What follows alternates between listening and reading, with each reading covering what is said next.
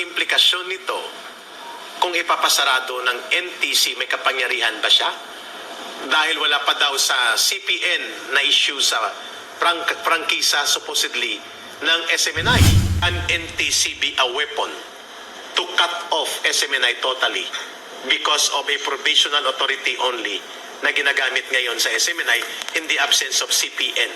Kami alam ito, CPCN. CPCN. I explain ko muna. May balita na ipapasa sa plenary ang bill to revoke the franchise of SMNI and recall it and i-cancel na lahat ng ibinigay na batas. Ano ang epekto niyan, attorney? Dahil walang aksyon ng counterpart na Senado. At anong maging impact niyan sa NTC? Itanong ako sa iyo, attorney. Why are they so afraid of SMNI? Ayun. Para sa ABS-CBN.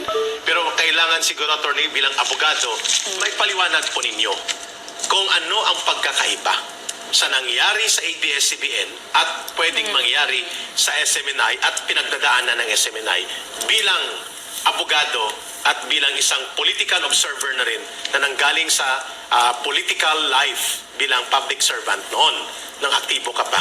At ang pangalawa, Attorney Rolex, pwede bang ang NTC dahil ito'y weaponized at natatakot sa political pressure ay hindi na mag-issue ng provisional authority prior to the issuance of CPCN at mawawala talaga ang SMNI kahit may franchise siya? Yun ba ay pwedeng mangyari? Doon sa dalawang tanong, yun ang po ang final na katanungan at ang aming mga gustong marinig ng taong bayan.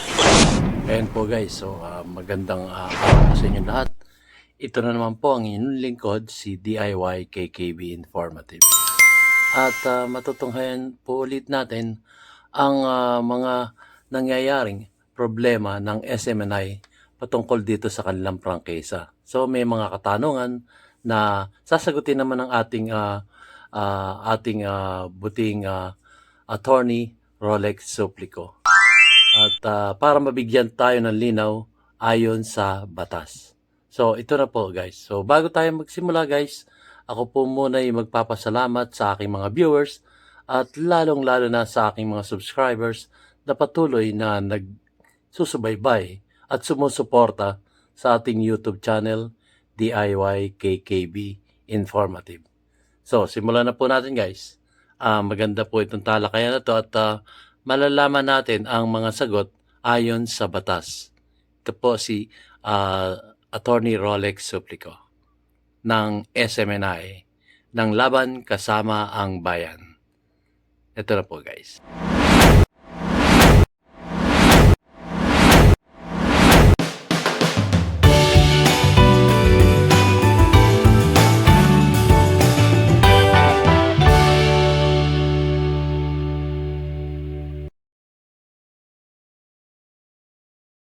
Pakitanong kay Attorney Rolex Suplico.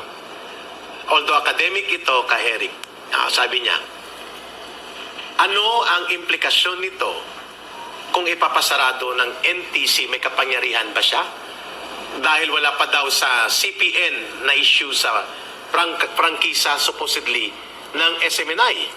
Pwede bang ikutan ng batas na hindi nila ma-revoke dahil mukhang hindi makakalusot, ka-Eric, sa Senado, na i-revoke yung batas na nagbigay ng franchise ng SMNI until 2044 ang validity? Can NTC be a weapon to cut off SMNI totally because of a provisional authority only na ginagamit ngayon sa SMNI in the absence of CPN? Kami alam ito, CPCN. CPCN. I explain ko muna kasi ito yung terminolohiya na ginagamit namin sa industriya. Yan. Now, Pakinggan natin. pag ikaw gusto mag-operate ng radio station, siyempre kailangan mo basic requirement ang franchise, which I said is a Republic Act. So kukuha ka sa Kongreso. Okay. Once na makuha mo na yung franchise mo, Okay. Republic Act na, enacted na. Yes. No? Pupunta ka ng NTC, mag-apply ka. So ang application goes this way. Application for the installation, operation, maintenance of a radio station in, halimbawa, Iloilo City. Doon galing kami doon eh. With a prayer for certificate of public convenience and necessity. Yan ang CPCN. CPCN. No, with provisional authority. So, in the meantime, Okay. pag inaprubahan na, magpapresenta ka ng ebidensya mo, yung tatlo lang yun, ha? Okay, ano yan? Legal Ano yan? capacity. Okay. Okay? Kasi sa radio stations o broadcast entities, kailangan 100% Filipino ka eh. So, ganun pakita mo pala. yan. Pangalawa, financial capacity. May pera ka. Kasi, alam mo, magpatayo ka ng station, mahal din, ha? Hindi pwedeng house-show ka. Okay. Pangatlo, kung may pera ka, makabili ka ng teknolohiya. Bago na ngayon. Okay, dati isang kwarto yan, ngayon equipment yan, isang maleta na lang yan eh. Okay. Ngayon, pag nakuha mo ito, bibigyan ka ng frequency ngayon. Okay. So, may terms and conditions yung provisional authority. I-comply mo yan. So lahat yan, pag na-comply mo na, doon ka na mag-apply ng issuance ng CPCN. Good for 25 years. Or the remaining years na natira. Kasi iba nung kinain na ng provisional authority. Tama yun. Ganun ang takbo nun. Ngayon. So ngayon, di ba, yung resolution na ito ni Congresswoman Nograles, pinapa-imbestigaya yung violations ng franchise. Republic Act 11422 ng SMNI daw. No, sa NTC. Wala po kapangyarihan mag-imbestiga ang NTC ng violations ng prangkisa. Pwede siya Ano ba naman yung kalidad ni Nograles? I-komento po natin. ng provisional authority. Alam nyo, itong si, yung narinig ko rito, yung si Congresswoman Nograles, taga Davao City, at nanalo siya bilang isang kongresista sa lower house sa pamamagitan ng party list. Ito po yung tinatawag nilang PBA, party list. Maraming nagsasabi, ano ba to? Player ba to ng basketball? Ganon. Yun lang ang narinig ko ha guys. So, nabigyan ko lang ng konting komento. Yun ang nadidinig ko. Kaya naging congresswoman ito dahil sa party list. Hindi sa boto ng kanyang distrito. Party list po ito. So, ituloy po natin yan. Kasi medyo na-unsya si Miss Lorraine eh. Ano ba naman to si Ann? Or, Kind of. kung na-issue ng CPCN. Abogada pa yun. Wala pa tayong CPCN. Wala pa. So, provisional authority. So dahil dyan, sinasabi dito ng ating viewer na pwede daw tayo pasarado ng NTC. Kung nag-violate tayo ng terms and conditions ng provisional authority, pero wala akong nakikita ang violation. Hindi naman naniniwala ng NTC attorney kasi parang wala na siyang independence, wala na rin siyang probity integrity, at parang siya instrumento talaga na supili na at tanggalin ang SMNI. So kung Pwede normal niyang na gawin yun. proseso, anong gagawin dapat ng NTC upon receiving the resolution adopted by the House, sponsored by Congresswoman Nograles? Una, mag-form siya doon, i-inform niya yung BSD. Ano yung BSD? Broadcast Services Division. Na imbestigahan ang claims dito. Huwag lang hook, line, and sinker na yakapin. No? Narinig lang, itotoo na daw. Naku, marites pa lang, ginawa ng totoo. Parang hindi demokrasya Oo. na. Grabe. No, using the resolution, imbestigahan niya. Patawag siya ng investigation. Kaya wala nga nangyari at Walang nangyaring ganon. Ngayon, pag may findings na siya at sapat na yung findings siya, mag-file siya ng kaso. Diyan sa NTC, sa quasi-judicial powers ng NTC. Ito ngayon ang tanong attorney. Yung tanong So, tapusin ko muna kay Erika. So, ang complainant ngayon, hindi NTC. Broadcast Services Division o yung mga tao na nagreklamo. Yun ang wala. Yun ang wala. Yun ang hindi nagawa. No, yun ang nakaprovide sa rules ng NTC. So bawal So pala can they yun. do that now? Well, lampas na eh. They Late put na. the cart before the horse. Ayun. Yung karusa po nilagay sa harapan ng karabaw. Ayun, klaro. Ano bang karabaw sa Tagalog? Kalabaw. Kalabaw. Karusa. Sa likod ng karusa, di ba? kalesa, Gibutan sa nauna tumangan sa karabaw. Attorney Rolex, ito yung dagdag niyang tanong. May balita na ipapasa sa plenary ang bill to revoke the franchise of SMNI and recall it and i-cancel na lahat ng ibinigay na batas. Ano ang epekto niyan, attorney? Dahil walang aksyon ng counterpart na Senado. Okay. At ano maging impact niyan sa NTC? Okay, yun po sa ating saligang batas nakalagay, no? Legislative power is vested in Congress, composed of the House of Representatives and the Senate. Okay. So kung pumasa ka ng batas, no? So, dito mo i-file yan sa lower house. Lower Bakit? house. Kasi may special provision yung Constitution eh. That, ang tawag namin doon, ART, no? ART, Appropriations, Revenue, Tariff Bills, and bills, and private bills na yan nakalagay. shall, ito quote-unquote, originate exclusively From the House of Representatives. Ayun. But the Senate may concur or propose with amendments. Ganun nakalagay, ha? Okay. Ngayon, ano mangyari dyan? So that's why galing yan sa House. Okay. But it takes two to tango. Correct. Hindi Bakit? pwede na ang sumayaw, House lang, kailangan House and Senate. Ah, So ano okay. mangyari pag pinasa Combine. sa House yan, itatapon yan o i-transmit sa Senado, the same procedure will be repeated. Okay. This time, hindi na Committee on Legislative Franchises ng Senado. Walang ganun doon.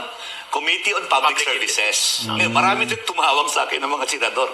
Hindi namin papayagan yan. Okay. Kansilasyon. Alam ng House yun. Revokasyon ng franchise. Ngayon lang nangyari ito. Attorney, alam ng House yan, kaya nila ginagamit ang NTC tsaka MTRCB para supilin at lumpuin ang SMNI. Can that be viable legally? Na pwede lang ikutan yung proseso ng batas at walang bisa ang operational ground of legal existence ng SMNI through NTC. Well, itong show cause order nagmamadali masyado. Klaro, ah. Gusto sumipsip, nadapa pa. Ah, Nadapa pa, halatang halata. illegal Oh, order. So may tanong ako. oh. May tanong ako sa iyo, attorney. Why are they so afraid of SMNI? Yun. Yung tanong Hindi ko doon. alam eh, kasi alam niyo po, ito talagang ang SMNI ay ehemplo ng malayang pagpahayag. Tama. Diyan Hindi sila ko naririnig natatakot. yung balita dito sa ibang mga networks eh. Correct, Attorney Rolex. Oo. Diyan sila At natatakot. never tayo diniktahan dito ng kung sino man na itong pwedeng sabihin, ito hindi, ito pwede, ito hindi. Basta malaya, batay sa katotohanan, konsyensya, moral standards, and nation building, and defending the people's rights. Allah, mag-broadcast kayo dyan. Ito po yung aming paninindigan at mission direction dito sa SMNI. Attorney Rolex, doon sa May dugtong. dagdag ako doon, may Yeah, may dagdag lang ko ha. Yeah. Assuming no, nagkamali talaga kami dito. Yeah. Assuming, no? Kasi Without tao lang. admitting, nagkamali talaga kami, nagdaparing kami. Kasi tao lang tayo eh. Prone to mistakes, di ba? Yes. Hindi 1.8 billion yung travel expenses. 2 billion 2.0 pala. ano pala. Nagkamali Nagkamali talaga si Eric doon. Billion. Ikaw naman, Eric. May takot. Assuming nagkamali talaga tayo, no? Ang sagot ba, Franchise. ipapasara tayo? Correct. Kung lahat nagkakamali, dito sa broadcast industry ay pinapasara, and including print industry, naku, Adi, wala nang ubus. matirang boses sa kahanginan. Correct. Ubus yan lahat sila. Wala nang matirang dyaryo dyan sa kalye. Ubus yan sila. Tama. Oh, yan na bang sagot ka agad? Sara? Oh, Hindi po. klaro. Oh, dapat graduated ang penalties. You know what this feels like, attorney? This feels like the Marcos dictatorship during the first During the the first first Marcos. So Marcos. I think that maybe they're applying that same formula. No, sila Martin Romualdez Yeah. and the administration, they're applying that same formula. But what they don't know now is that the internet is a game changer. Yes. And to answer my own question, bakit sila natatakot sa SMNI? I think they're very afraid of the truth. Yun The ang truth is a mahalaga. very powerful thing, and Yun. that's what they're afraid of. Correct. Okay guys, ang ganda ng kanilang paliwanag. Talagang patungkol sa batas at nakapaloob yun sa mga batas ng NTC. Sa ating saligang batas.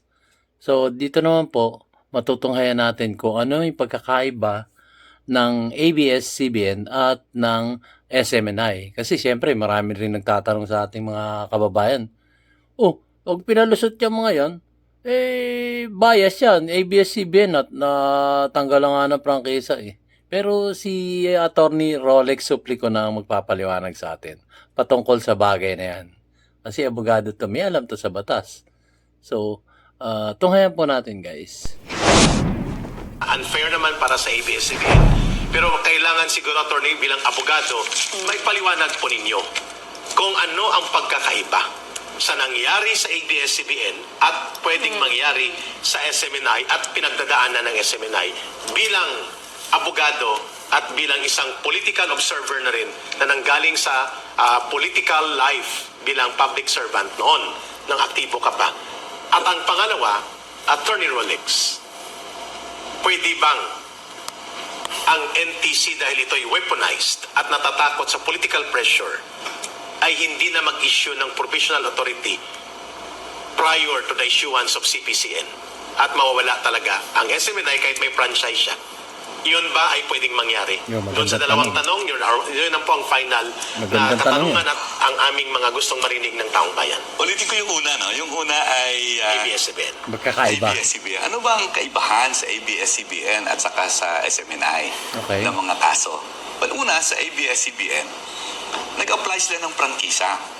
Dahil nag-expired ang franchise nila. Hindi pa, renewal muna. Renewal. Renewal muna. Okay. Pending doon sa Committee on Legislative Franchises, no, hindi dinig, hindi ginagrant, hindi inaaprubahan, walang committee report, no, hindi nakukonclude yung hearings, no? Nag-expire yung prangkisa. Expired franchise. Pag-expire yung prangkisa, so at that point, there was nothing to extend. Automatic converted yan to an act applying. So application na naman yan for another franchise. Klaro. Ngayon, doon sa investigation, kasi inimbestiga ka, anything goes sa Committee on Legislative Franchises. Now remember, mass media, 100% Filipino-owned and controlled. Ayun. Ang ginawa niya, kumuha siya ng investor sa ibang bansa. So, nag-issue siya ng PDRs, Philippine Depository Receipts, PDRs. Yung PDRs ngayon, tumatakbo yan one-on-one with a share of stocks. Okay? Kontrolado ng foreigners via a PDRs, yung shares of stocks, yung movements. Bakit? Nag-invest ako ng pera, kailangan may control naman ako. Pero hindi diretsong control, indirectly na kukontrol nila. So sabi ng Kongreso, Mali yun. sabi ng Kongreso, mali yun. Kasi dapat 100% Filipino owned and controlled. When you operate a business, dyan po sa mass media. Klaro Pala yun. yan. Klaro yun. Yun ang nangyari, ha? May mga iba pa siyang ginawa, no? Yung sa tax delinquency niya. Marami yun, no? Okay. Yung pagtayo yan ng offshore company sa Yung ibang bansa, offshore no? company. Pero ito yung mayor. Ito yung major talaga. Pinayagan niya ang foreigners para kontrolin siya. Okay, klaro. Dito sa SMNI, Walang ganyan. namang foreigners dito, eh. Walang foreign control over SMNI. China-funded daw. O, ang pinipilit nila, ito, two things ang pinipilit nila. Hindi ko Una, na sabihin ang conversation na yun. Una, yung may kontrata. Yung kontrata, nag-donate. No? Hindi ko alam kung saan China o embassy ng China ata, parang 3 million, no? Para magpapatayo ng basketball court. Ano bang political doon sa Basketball court related daw sa SMNI na. Political yun. Pag si congressman nagtayo ng basketball court sa lahat na eskwelahan at barangay plaza doon sa kanyang distrito. Tsaka yung foreign policy ng president, kaibigan natin ng China. Oo. At Oo. lahat ay bukas tayo na makipag-ugnayan ng mabuti. So, Hindi pangalawa, naman no? yun exclusive Yung pangalawa sa kanila, di ba, ma'am? ay news sharing arrangement. Ayun, yun. Oo, news sharing. Pero hindi mo naman nadidiktahan yung editorial policy. Okay. Bakit ang Pilipinas ba ay may bakod that we exist alone in this universe? Hindi po. Hindi pwede yun. Pero may ibang bansa, including China. Oo. Di ba? Paano natin malaman, let's say, kung may outbreak or may ano sa China, may lindol doon. Malalaman natin through news. Yes. O may baha doon, malalaman natin through news. Kailan ba malaman natin? Of course. Di ba? Tama. Dapat i-offer natin sa publiko whether they watch it or not, whether they read it or not, sila na bahala. But Okay. it's there. Di ba? Hindi yun ang impluensya ng policy directions ng Ng SMNI. SMNI. Malabo yun. Ang SMNI po ay 100% Filipino Filipino-owned and controlled pa rin. Okay, klaro. Attorney Rolex, so magkaiba. Magkaiba. Ang nagpaso ang ABS-CBN, maraming violations na wala sa SMNI. Ang SMNI active franchise by law 11422 at hanggang 2044 siya. Subalit nakapending pa ang issuance ng kanyang CPCN sa NTC ito manggagaling. Tama yan. Ngayon, dahil nga ginagamit na ang NTC kasi hindi na nila makukuha ang Senado para sumunod sa kanilang pang-aabuso at pangbubusal at paglalapastangan sa mga karapatan na kagarantiya sa konstitusyon, can it be possible na mangyari na hindi tayo issuean ng CPCN at ikansila pa ng NTC ang ating provisional authority prior to CPCN at ang epekto niyan at ano ang mga pwedeng remedyo para manatili po ang karapatan na ginagarantiyahan sa atin ng batas at ng saligang batas. Alam niyo po, pag pumunta na kayo doon sa NTC, no, at meron kayong prangkisa, you are required to prove 3 things. Okay. Legal capacity, financial capacity, and technical capacity. capacity. Once makumply mo ito, makukuha mo na yung PA. And we complied to it. We complied. Claro. Wala tayong pagkukulang doon. Okay. So, yung maganda doon, maliwanag yun, attorney. Maliwanag yun. So, if they don't give it, That is very clear. Well, hihintayin na It's natin an doon, no? abuse of Hihintayin na power. natin, pero wala silang choice, no? Yeah. Wala silang choice is to give it to us pag kumpleto na yung ating requirements. Can the Supreme Court become the final arbiter should abuse of power and scandalous, drunk use of power in oppression and tyranny, using political influence close to the president or even to the point na pababayaan ng presidente, can the Supreme Court put things in order and make our democracy and our laws become the bastion that the people can rely on? Well, alam niyo po, yes, no? In the final analysis, Yeah. Supreme Court is the bulwark of democracy, Democracy. and justice. Pero nalulungkot na ako. Dapat Nakakalungkot kamara. sobra. Lahat umaabot doon. Alam niyo bakit kamara? Because the House of Representatives is the repository of representative democracy. Correct. All districts are Nandun. represented in the House of Representatives. Tama, Sa sana. Senado, hindi ganun eh. Yet, the saving grace of Congress is not the House, The Senate. but the Senate. Agree. So, Yung- sa takbo tayo, Atty. ako dun Rolex. eh. Atty. Rolex, bilang abogado, final answer mo, Sige pa. hindi tayo papayag na hindi tayo aabot hanggang sa dulo ng lundo ng katarungan kung kailangan ang Supreme Court ang mag-ayos ng mga tiraniko at ala diktadurang paggamit ng kapangyarihan sa ngayon. Tama po yun. Kung aabot tayo ng Korte Suprema, mas gusto ko yun. Gusto ko magkaroon ng kaso, ha? Na Yeah. SMNI Yes. versus NTC. At yung kaso na yun, pinag-aralan ng first-year law students. Ayun guys, so natunghayan na natin ang ating abogado na si Attorney Rolex Suplico, at siya po ang nagtatanggol sa prangkisa ng SMNI. So napakinggan natin, maraming tanong, pero sinagot niya step by step na maunawaan natin na may nakuha tayong aral. Alam ko may nakuha kayong konting detalye o lahat ng detalye na catch up nyo o na-capture nyo at naunawaan natin bawat isa sa atin. So, maganda po. In-explain din niya yung sa ABS-CBN kung ano yung pagkakaiba ng ABS-CBN at saka ng SMNI, kung bakit nawala ng prangkisa ang ABS-CBN kumpara ngayong nangyayaring gustong tanggalan ng prangkisa ang SMNI. So, yun po. Malinaw na po siguro sa atin lahat kung ano ang nangyayari sa kaso ng franchise ng SMNI. So, kayo po, komento kayo. Kung meron pa tayong makukomento, komentohan nyo po. Baka meron kayong maitutulong o may kokomentong kumbaga laban doon sa prangkisa ng SMNI, i-komento nyo lang. At tingnan natin kung may legal basis po yan. Kasi ito, abogado na po ito eh. Abogado na to, si Attorney Rolex Suplico. So, hanggang dito na lamang po guys, at maraming salamat po sa inyong panonood ng ating YouTube channel, DIY KKB Informative. At may pulot po tayong aral dito sa tagpong ito, sa prangkisa ng SMNI. So, maraming salamat po guys. See you on my next vlog.